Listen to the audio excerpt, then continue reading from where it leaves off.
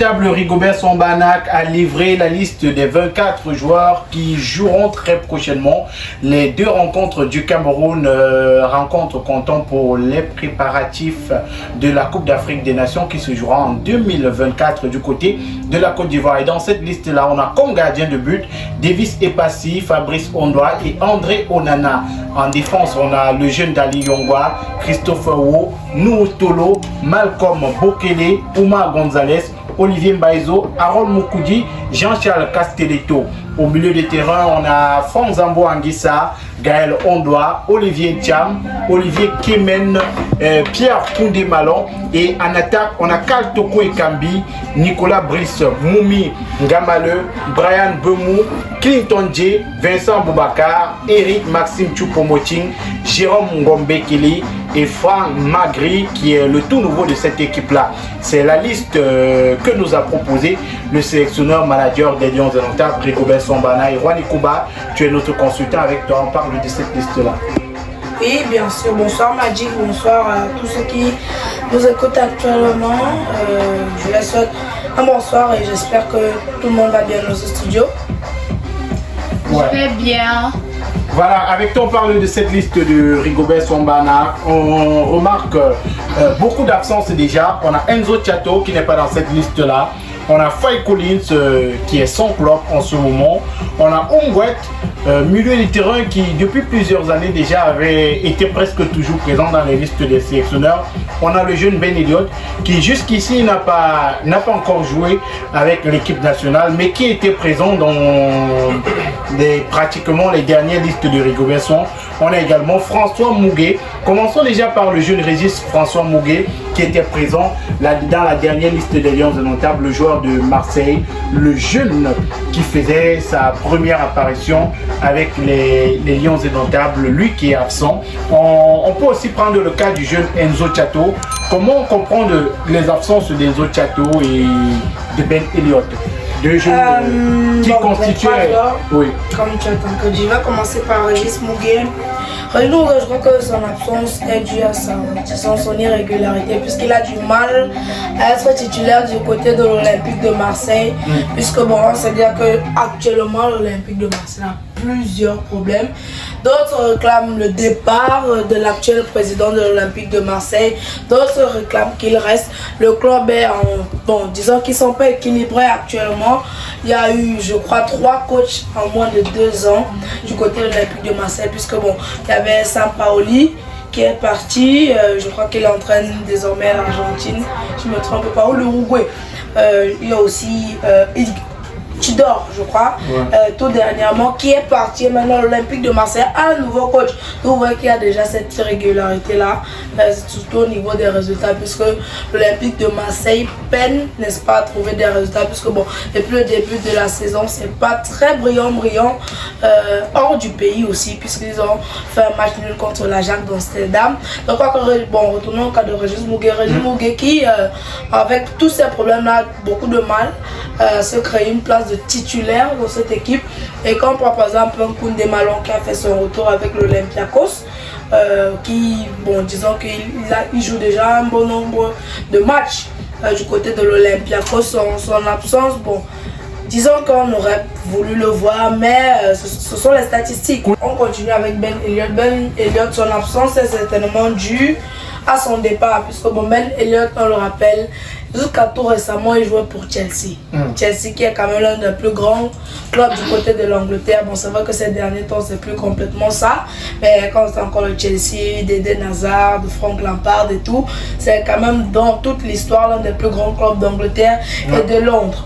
Mais Ben Elliott a quitté la réserve de Chelsea, disons-le comme ça. Et il allait du côté de Reading. Reading, c'est en deuxième division anglaise.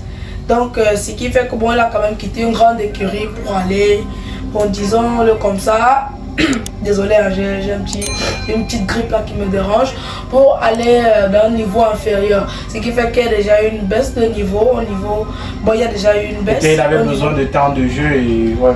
Bon, le problème c'est qu'à Chelsea, il n'était pas dans l'équipe première, il était dans la réserve. Ce qui fait que bon, il avait quand même quelques matchs à jouer, mais à la recherche de temps de jeu, comme tu le dis tantôt, il a rejoint Reading. Et Reading n'est pas une grande institution européenne. On a Faye Collins, lui, c'est logique. Il est sans club. Il est sans club depuis plusieurs mois déjà. Bon, il était allé à l'Eldorado actuellement, je peux dire comme ça, les footballeurs, c'est du côté de l'Arabie Saoudite, mais il n'a pas trop duré pour, n'est-ce pas, finir son club, parce que bon, le dernier club de Faye Collins, c'était du côté de l'Arabie Saoudite, puisque bon, il était quand même en manque du temps de jeu, un grand manque du temps de jeu, c'était du côté des États-Unis, donc en allant aux États-Unis, il espérait, en allant du côté de l'Arabie Saoudite, il espérait se relancer, mais ça ne s'est pas complètement passé comme prévu pour lui. L'absence de Faye Collins relance le débat dans le côté droit de la défense camerounaise. On a vu le match dernier, c'est Olivier Mbaïzo qui a joué de ce côté-là, et on avait pour le suppléer Enzo Tchato qui ne fait pas partie de cette liste de Rigobert Sambana. Peut-être une autre alternative, d'autres alternatives seront prises par le sélectionneur manager de ce côté-là. Dans le jeu du Cameroun, dans la liste de Rigobert Sambana, on peut également noter plusieurs retours. Jean-Charles Castelletto qui était présent, qui était absent au dernier rassemblement pour cause accumulation de cartons. Lui qui revient, peut-être bouleverser la défense qu'on avait eue au dernier match. Est-ce que Jean-Charles Castelletto revient prendre sa place de titulaire dans cette équipe? On a vu une très belle défense au dernier match des Lions. Oui, Jean-Charles Castelletto revient de prendre sa place. Quand on le rappelle, disons-le comme ça, il n'avait pas été sélectionné, pas parce qu'il n'avait pas de statistiques, ni parce qu'il n'était pas performant, mais parce qu'il avait une accumulation de cartons, ce qui faisait qu'il ne pouvait pas jouer ce match-là pour les Lions de Notable. Je crois que s'il était disponible, le sélectionneur l'aurait certainement pris dans sa liste. Ouais. Donc je crois que Jean-Charles Castelletto revient tout simplement, disons, après avoir laissé une absence qui a, comme on dit, le malin des uns fait le bonheur des autres, qui a certainement plu à Harold Moukoudji, qui a pu grappiller ce match où il a commencé et fini le match. Donc, bon, disons-le comme ça, Jean-Charles Castelletto vient récupérer son droit dans la défense, certainement aux côtés de Christopher Wu. On a également dans cette équipe-là le retour de Jérôme Gombe-Kelly. On se demandait d'ailleurs, beaucoup de consultants se demandaient pourquoi son absence au dernier rassemblement des Lions Indomptables. Lui qui marque son grand retour, l'ailier camerounais, peut-être un bon choix pour Rigobert Sambana. Oui, Jérôme Gombe-Kelly qui fête son grand retour à l'équipe nationale. Son absence à la dernière liste avait beaucoup surpris. Puis comme ça, parce que bon, Jérôme Gombe-Kelly, ces derniers temps, c'est quand même un très grand parcours pour quitter de la Colombe à l'équipe nationale, faire une passe décisive à la Coupe du Monde, être sélectionné pour la CAN U21 où il marque notamment un but de la tête. Je crois que c'est U21, si je ne me trompe pas. U21, oui. U21 ou U23, je crois que ça va me revenir. Où il marque un but de la tête, il devient, n'est-ce pas, un joueur indispensable à cette équipe. De retour, il quitte la Colombie, il va du côté de la Belgique, où il ne joue que 12 matchs. 12 matchs, puisque bon, il a quand même rejoint l'équipe en fin de saison. Il joue que 12 matchs et il délivre 2 passes décisives, ce qui le conduit à Sheriff Tiraspol, je crois que c'est le nom, au Sheriff Tiraspol où actuellement il est très performant. On rappelle que le Sheriff Tiraspol est, n'est-ce pas, en compétition européenne. Je crois que c'est l'Europa Conference League, où il a notamment marqué un but tout dernièrement, encore qui a permis à son équipe d'arracher le match nul puisqu'ils étaient menés 1-0. Même dans le championnat, il est très régulier, passe décisive et but. Jérôme Gombe-Kelly, ce n'est que normal qu'il fasse son grand retour dans cette équipe nationale. Voilà, il retrouve cette équipe-là dans laquelle il est depuis un bon moment déjà. On a vu, il était la grosse surprise de ces joueurs locaux-là qui allaient à la Coupe du Monde. Ils étaient deux, sans me tromper, avec Maro Soibou qui est aujourd'hui du côté de l'Afrique du Sud. Voilà, qui est aujourd'hui du côté de l'Afrique du Sud. Et dans cette liste de Rigobert Sambana, la grosse surprise, c'est le jeune Franck Magri. Franck Magri qui évolue du côté de Toulouse. Voilà, lui qui vient de la deuxième division et qui vient d'un club de deuxième division et qui joue cette fois-ci du côté de Toulouse.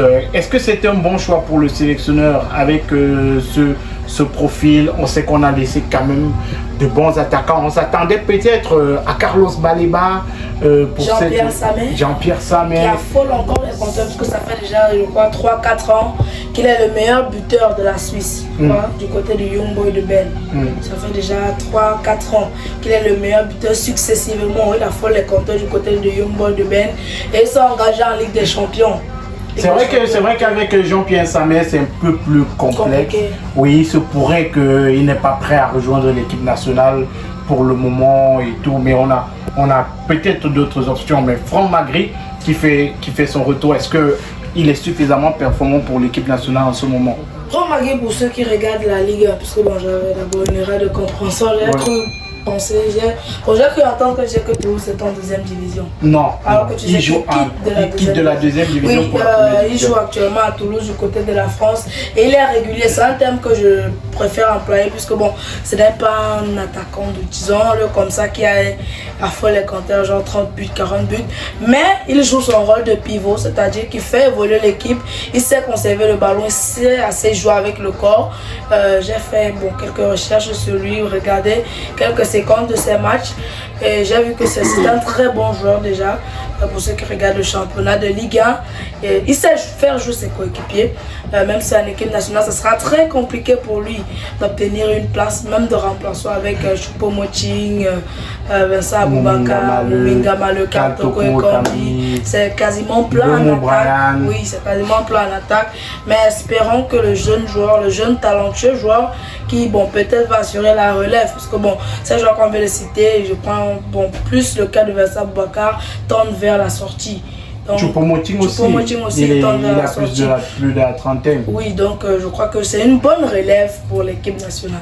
Voilà, il faut le dire, avant la Coupe du Monde dernière, le sélectionneur manager avait appelé des joueurs, il a laissé d'autres de côté et il avait expliqué à la presse qu'il avait fait ce choix-là parce qu'il voulait tester d'autres joueurs. Donc peut-être les cas d'Enzo Tchato ou encore Umguet ou encore Benjamin Elliott ou encore même l'absence de ces joueurs-là. Peut-être c'est parce qu'il veut tester d'autres joueurs dans la tanière. Attendons la liste définitive pour la CAN. En attendant, les deux matchs seront en direct. Vous aurez des reportages de ces rencontres-là en direct ici sur la Voix du Golf 94.7 FM le 12 et le 16. On sera avec Juan Koba, Yannick Renault, Marinette.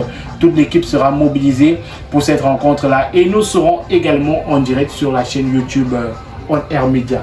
Merci à toi, Juan Koba. On prend les avis, score du match. Score du match, la Suisse.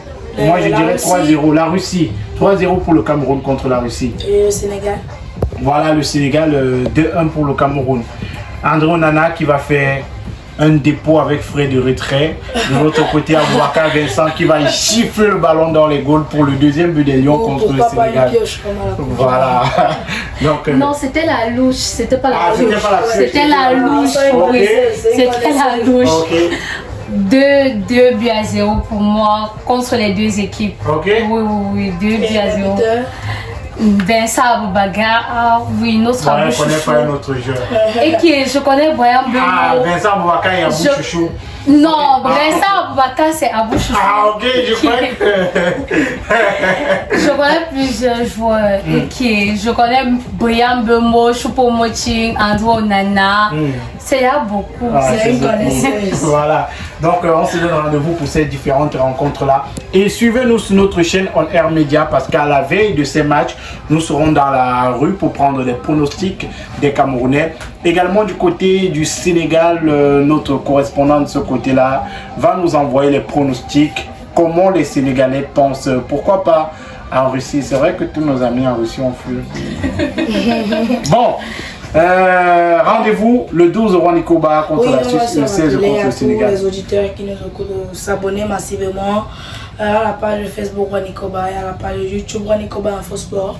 Sans oublier On Air Media et On Air TV, c'est sur YouTube. Il faut dire que oui, à partir de cette semaine, tous les contenus produits par Juan Koba seront sur sa chaîne YouTube et sur sa page Facebook. Donc Juan Koba Infosport sur YouTube et Juan Koba tout simplement sur Facebook. Merci à tous d'avoir suivi. Merci à toi, Juan Koba. C'est moi qui vous remercie d'être là aujourd'hui. Merci de m'avoir contacté.